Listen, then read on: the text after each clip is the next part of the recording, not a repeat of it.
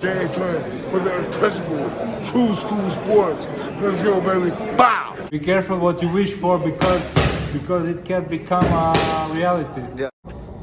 The untouchable True School Sports Empire proudly presents something the boxing games are missing. Hey, what's going on? It's your boy BT, and I came here to talk some boxing with the thousands of True School Sports subscribers. All right, so I wanted to come and give my quick thoughts on what was. I gotta be honest. I gotta tip my cap to the two ladies that I think put on one of the greatest female boxing matches ever displayed. You know, especially in the modern era, and that's none other than Mikaela Mayer versus Sandy Ryan. They did a great job. Mikaela Mayer wins a close decision in the fight. And funny enough, this is a fight that had a lot of drama going into it. You know, you had Mikaela Mayer, who, you know, was, her main coach is Al Mitchell. You know, Al Mitchell is the brains and the builder of Mikaela Mayer, the guy that's made her who she is today. But Kay Karoma, another coach, he's been part of that team for a long time. You know, there was a mix-up. He started training Sandy. Mikaela didn't like that, so he got caught in the middle because he was helping too many people at one time, and obviously jealousy and envy set in, and so that was a big point of contention in the build-up. Then you had Sandy Ryan, before she even got to the arena, somebody found where her hotel room was and threw paint at her, you know? So she was doused in paint before she even got to Madison Square Garden. And this really did a number on her psyche. But despite all that, Sandy Ryan goes in the ring, was advised to cancel the fight, goes in the ring, and they have a hell of a fight. You know, Ryan coming forward a lot in the fight, so this gave Mikaela Mayer a lot of counter-punching opportunities, chances to hit her and hurt her, and you know, really use her boxing skills. I thought punches that worked for Mikaela Mayer in this fight were obviously the jab, the straight right, the looping right-hander on the guard that she threw occasionally, the left hook. You saw Mikaela Mayer's willingness to fight in the pocket many times in the fight. And then, you know, the fight began to kind of tilt in the favor of Ryan as it went on a little bit. I feel like Sandy Ryan used, because she was the physically stronger fighter in there, and when she was able to close the gap on Mikaela and not get hit at mid-range or from the outside, she was able to have a lot of success and move her back and make her really feel her presence in that boxing ring. So, you know, it was a close fight. It really was. I thought Mikaela Mayer won, just edged it 96-94. I just thought she was the more effective throughout the rounds. But it's one of those fights where, you know, I think even on CombiBox, and I'm not like a big CombiBox guy, but even on CombiBox, Mayer outlanded Sandy Ryan 186 to 185. That's how close it was. I wouldn't have been upset if Ryan got the decision, because Sandy, I thought, did fight a very good fight.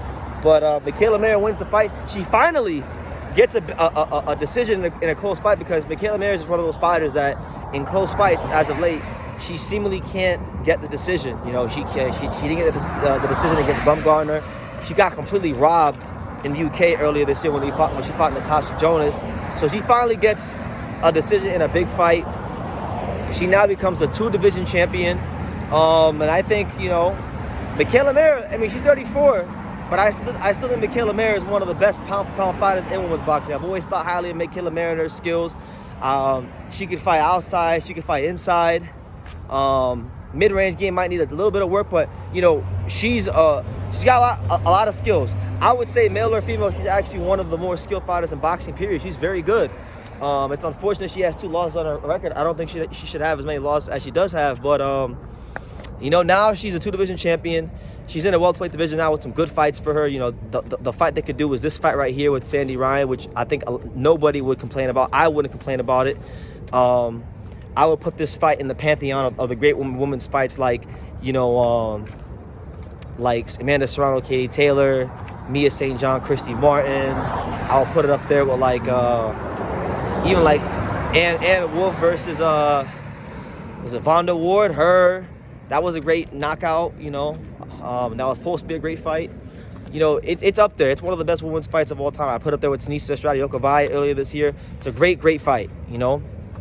So I think really and truthfully, you know, if they do the rematch, that's good. If not the rematch, then look, you got champions in the division. You got what, Lauren Price, who's pretty good. You got the Natasha Jonas rematch. So Mikaela Mayer actually has not one, but 2 rematches that she can go after in this weight class, with Sandy Ryan, with Natasha Jonas, and I know Alicia Baumgartner fought yesterday. She fought Delphine Persoon. The fight was ruled a no contest, so she retains her title down there in her weight class. I think that fight too, I mean, that's probably the biggest rematch Mikaela could get out of the 3 possible rematches. And I know Sandy Ryan is a good rematch, Natasha Jonas is a good rematch, but there was no build-up in boxing, male or female. There's been very few build-ups in boxing, and there's been very few rivalries in boxing over the last couple of years, like Mayer and Baumgartner. So I think if that fight ever presented itself, people will be very intrigued to see it. But all in all, look, Sandy Ryan has not one thing to hang her head about. She went in there and she took the fight to Mikaela. I think defensively, she fought with too much anger, so she abandoned her a lot of defensive responsibility. And because that, I think Mikaela Mayer's boxing IQ and her smarts, she was able to counter her and set enough of the tone in the fight to nick the rounds and grind out a tough decision victory over her. So yeah, looking forward to seeing these girls fight again. I'm not like the most into women's boxing these days, but this is a fight that really had me excited when I was watching it. And Mikaela Mayer once again showing her value in the sport, her skill in the sport.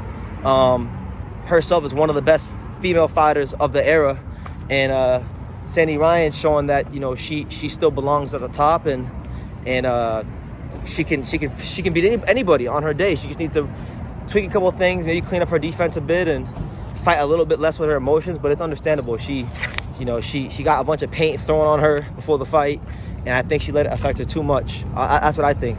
Easier said than done, but comes with the territory in boxing. You got to expect the unexpected. So, yeah.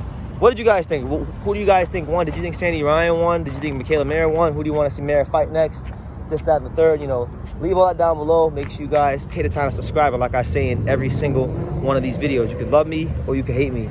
But I'm just a kid from Daniel. So until next time, thank you for watching another video on the untouchable True School Sports Empire.